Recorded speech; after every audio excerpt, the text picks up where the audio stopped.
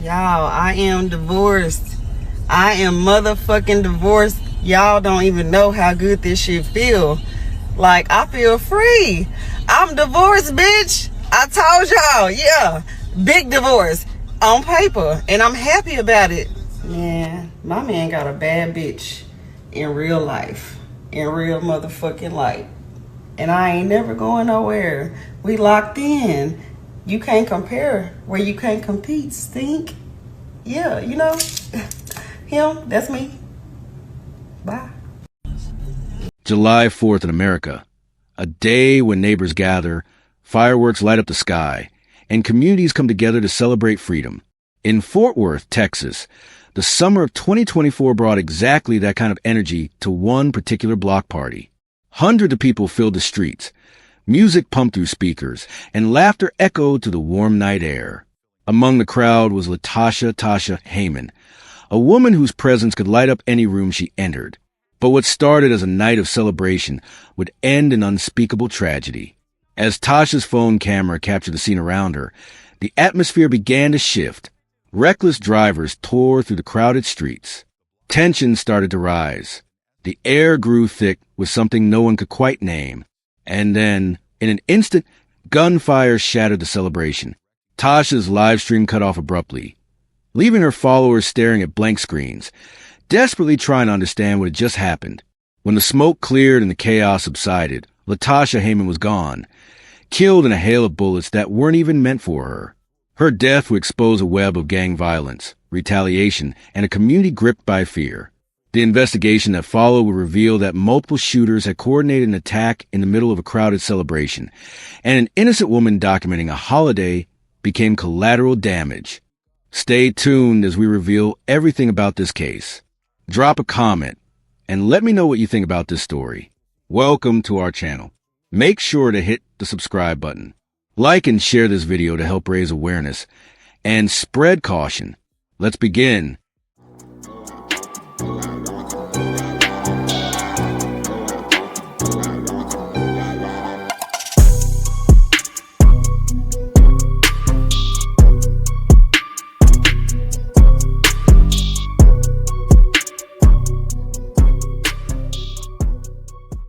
Tasha grew up in Fort Worth, Texas, a city known for its cowboy heritage and tight-knit neighborhoods. From an early age, she had an eye for beauty and creativity. She wasn't content to just admire makeup artistry from afar. She studied it, practiced it, and eventually turned it into a thriving business. Her skills with a makeup brush became legendary in local circles.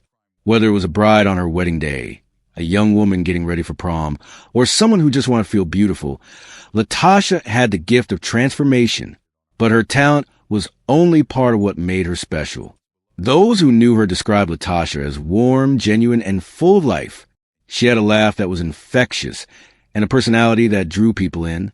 She didn't just do makeup. She made her clients feel seen, valued, and confident.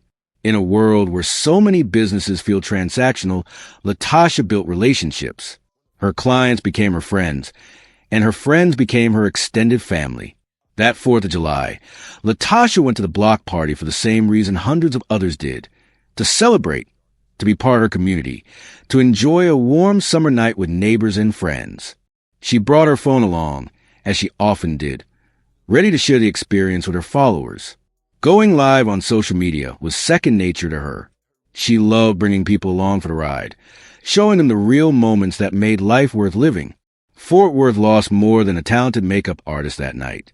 The community lost a friend, a businesswoman, a daughter, and a source of light. Her clients lost someone who made them feel beautiful. Her social media followers lost a genuine voice in a world full of fakeness. And her family lost a beloved member whose absence would leave a hole that could never be filled. The 4th of July block party in Fort Worth that year was everything a summer celebration should be. Hundreds of people packed the streets, transforming an ordinary neighborhood into a festival of sound, color, and movement. Music blasted from car stereos and portable speakers, creating a soundtrack of hip-hop, R&B, and party anthems that echoed off the houses lining the street. Children ran through the crowds with sparklers, their laughter mixing with adult conversation, and the occasional pop of fireworks overhead. Tasha arrived with her phone in hand, ready to document the night. Her Facebook livestream captured exactly what she was seeing. Crowds of people dancing, talking, laughing. The camera panned across faces, some she knew, some she didn't. She narrated bits of what was happening, adding her own commentary and reactions. For her followers watching from home, it was like being there themselves, experiencing the celebration through Latasha's eyes. But as the night wore on, the atmosphere began to shift in subtle ways. The crowd continued to grow, pushing past the point of comfortable. More cars arrived, and with them came a different energy.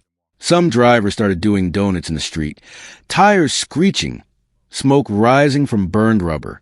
What might have seemed like harmless showing off to some felt increasingly reckless to others.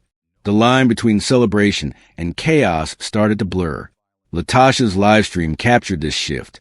You could hear in the background noise, the music getting louder, competing voices, the revving of engines growing more aggressive. The blocks were packed so tightly that movement became difficult. If something went wrong, there would be nowhere to go, no easy way to escape.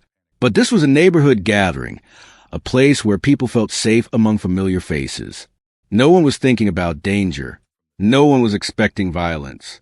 Yet beneath the surface of celebration, something dangerous was indeed taking shape. While most people were there simply to enjoy the holiday, others had arrived with different intentions. Old disputes, unresolved conflicts, and gang-related tensions had followed certain individuals to the party. In crowds this large, it's easy for predators to blend in, to move through unnoticed until the moment they choose to strike. The temperature was still warm despite the late hour.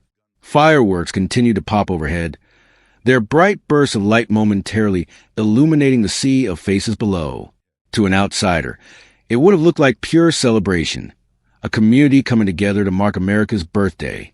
But for those paying closer attention, there were signs that the night was teetering on the edge of something darker. Latasha kept filming, capturing the controlled chaos around her. She had no reason to believe she was in danger. She was surrounded by people, many of whom she recognized. This was her neighborhood, her community. She had attended gatherings like this before without incident. There was no warning, no sense of impending doom. Just a woman enjoying a party, sharing it with her online friends, living her life. And then everything changed. The gunfire started suddenly, cutting through the music and laughter like a knife. Not a single shot, but multiple. Rapid succession, different weapons, different directions. People screamed. The crowd that had been dancing moments before now scrambled for cover, running in all directions, desperate to escape the bullets tearing through the air. Parents grabbed their children.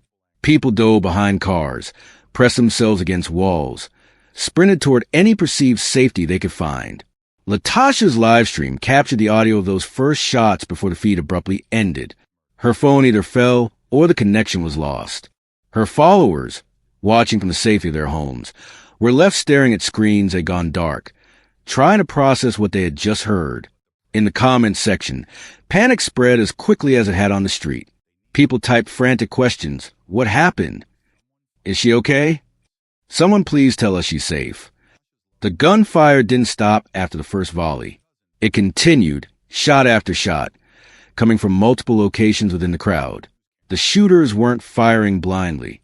They had targets, and they pursued them with terrifying determination, even as hundreds of innocent people scrambled for their lives around them. The initial hours after the shooting were critical.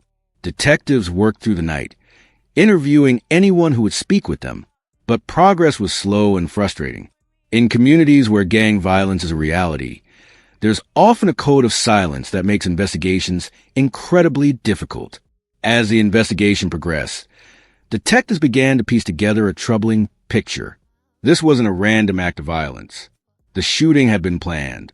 Multiple individuals had coordinated their arrival at the party, positioned themselves strategically, and waited for the right moment to strike. The target wasn't Latasha Heyman. She was never supposed to die that night. But in their reckless pursuit of their intended victim, the shooters had turned a crowded celebration into a killing field. The key to understanding the shooting wasn't Latasha at all.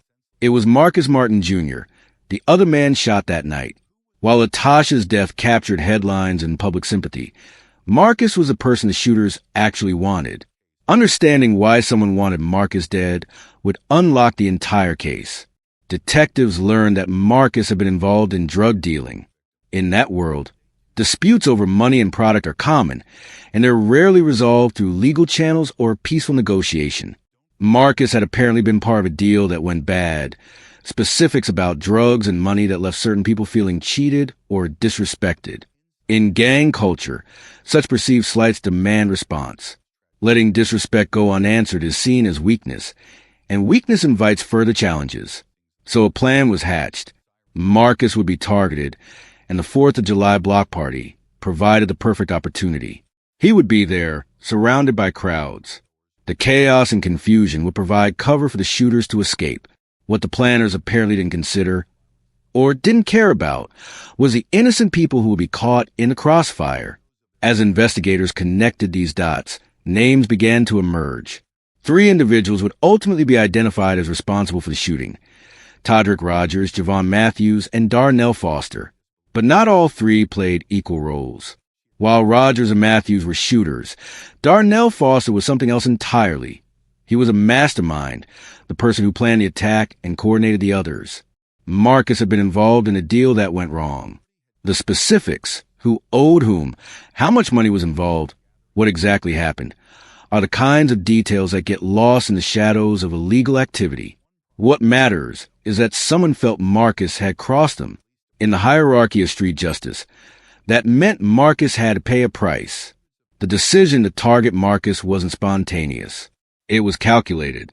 Darnell Foster, who would later be identified as a mastermind behind the attack, didn't just want Marcus punished. He wanted it done in a way that sent a message. Attacking Marcus at a crowded public event accomplished multiple goals. It demonstrated that Foster and his associates could strike anywhere at any time. It showed that they weren't afraid of witnesses or consequences. And it reinforced their reputation for ruthlessness. Foster recruited others to help carry out the plan. Todrick Rogers and Javon Matthews became the other 2 pieces of this deadly puzzle.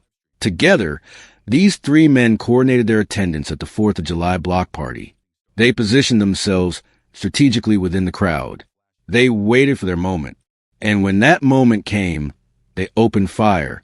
Marcus was indeed hit during the attack, but he survived his injuries. In a cruel twist of fate, the intended victim lived while an innocent bystander, Latasha, died. This is the mathematics of violence in crowded spaces.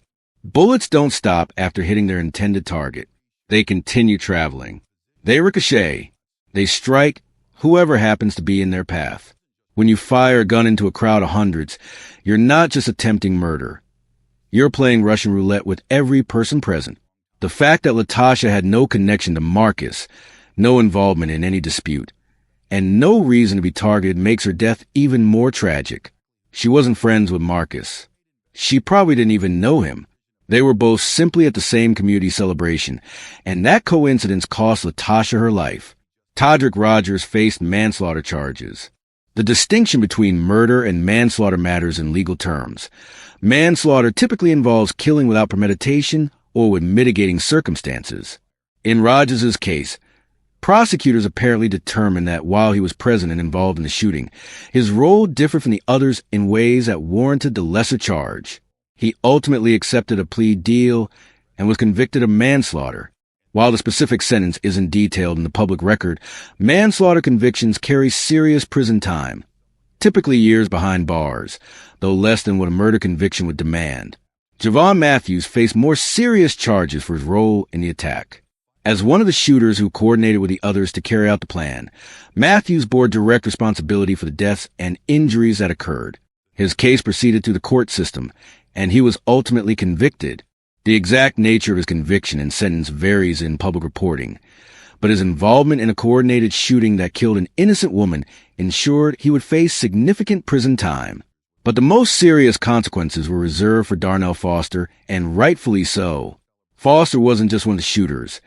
He was the architect of the entire attack. He was the one who decided Marcus Martin Jr. needed to be targeted. He was the one who recruited others to help carry out the plan. He was the one who chose the time and place, knowing full well that a crowded 4th of July celebration would be filled with innocent people. Every decision that led to Latasha Heyman's death can be traced back to Darnell Foster's planning and coordination. Foster was convicted and sentenced to life in prison without the possibility of parole. This is one of the harshest sentences available under Texas law, reserved for the most serious offenses and offenders deemed too dangerous to ever return to society. Foster will spend the rest of his natural life behind bars. He will never again walk free. He will never again attend a community celebration. Every 4th of July for the rest of his life will be spent in a prison cell, and that seems entirely appropriate given the permanent loss he inflicted on Latasha's family and community. In the end, Latasha Heyman should be remembered not as a victim, but as a person who lived fully and loved deeply. She was 31 years old when she died, young, with so much life still ahead of her. She had built a business that brought confidence and beauty into other people's lives. She had created genuine connections with her clients and her community. She had a personality that lit up rooms and a laugh that people who knew her still remember. Fort Worth remembers Latasha through the people she touched. Her clients remember the way she made them feel special, how she listened to what they wanted and delivered beyond their expectations. Her friends remember her warmth and authenticity, the way she showed up for people when they needed her. Her family remembers a beloved daughter and relative whose absence leaves a void that can never be filled.